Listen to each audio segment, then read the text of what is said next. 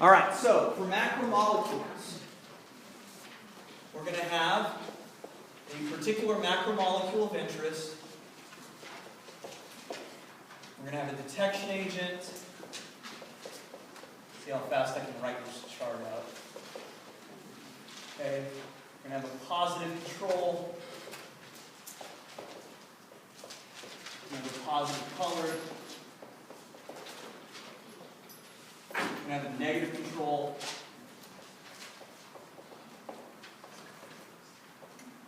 Which means we'll have a negative color.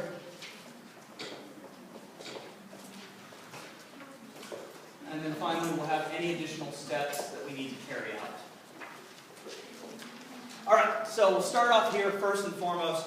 Remember that we have two different classes of carbohydrates.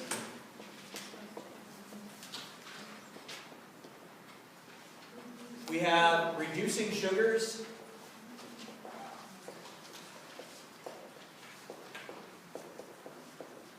And we have starch. Reducing sugars for the detection agent, we use Benedict's. While for starch, we use iodine. For the positive control, anybody remember what we used for reducing sugars? Yes, thank you. Indistinct mumbling. We did use glucose. Good. Okay, what do we use as our positive control for starch? Starch, thank you. Okay? What was the positive color for reducing sugars? Brownish red. Brownish red. If you ever forget that, think of the abbreviation for reducing red sugars. Okay? Brownish red. What color did we expect to see for starch? Bluish black. Bluish black. Good. Okay. What was our universal negative control? Water. You get that wrong in the practical, you make me sad. Okay? Now, what was the negative coloration for reducing sugars? Blue. Okay. What was the negative coloration for starch? Brownish red. Now, $64,000 question.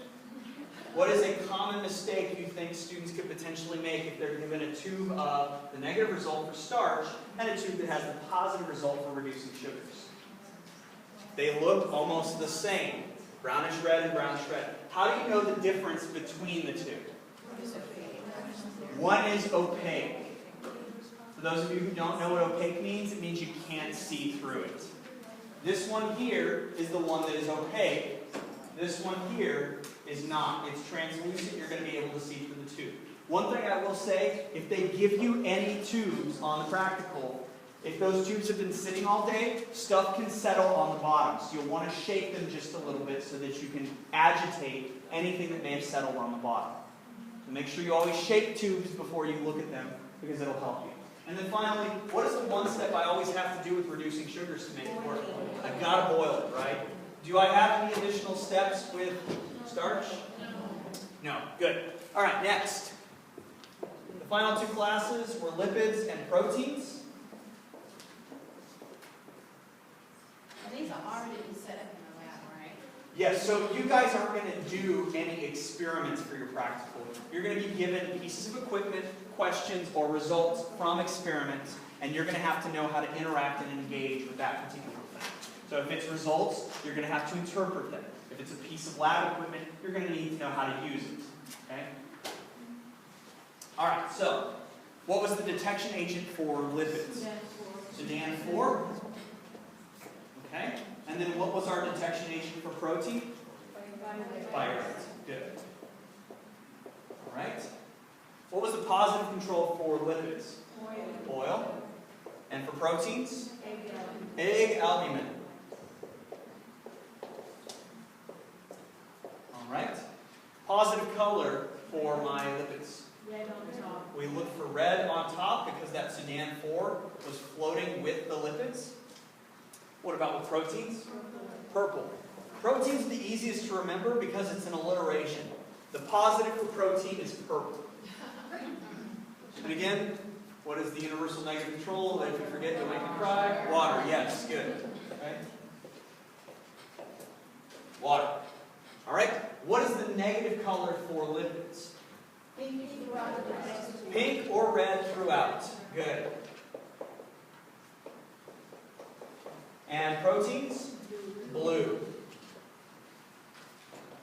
Okay, and finally, is there any additional step for lipids? You're going to fill the test tube halfway with water. What about for proteins? Nothing. Okay? And you said we just have to mount a chart. Do we have to fill this in, or? Your guess is as good as mine on that. But I could see them giving you test tubes. They've done that in the past. They could also just ask you for the color. So it could be anything. Again, I've got videos showing you all of the results, and I've got images showing you all of the results. So there really is no excuse. I saw a hand in the back. Never mind. Okay. All right. Any other questions pertaining to macromolecules? Okay. Well, this whole thing is also on my website in case you need it. Yes, ma'am. I don't remember in our lab going over the fill halfway with water. Would you just explain? Yes. The lipids are hydrophobic. So to get the best resolution of the red on top, we have to fill the tube halfway with water because the oil is going to float on top of that water. If you don't fill the tube halfway, the oil is just down in the bottom, and you're not going to be able to tell if the Sudan actually associates with it or not. So that's why we fill it halfway with water. Okay, thanks. Sure. Yes? In our lab, we put an emulsifier in there, detergent water instead of just water.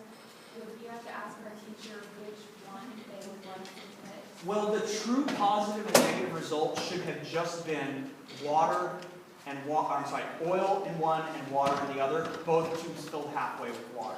The emulsifier was a follow-up experiment where you were just supposed to see the effects that a molecule like that had on the oil itself.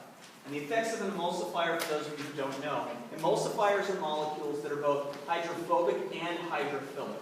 So they encapsulate the hydrophobic oils, but the outside of that shell that they form can interact with the surrounding water molecules. And that's why when you wash off a plate that's covered in grease with soap, you can rinse off the soap and grease with water. Okay? Any other questions before we move on? All right, so microscopy is going to be short.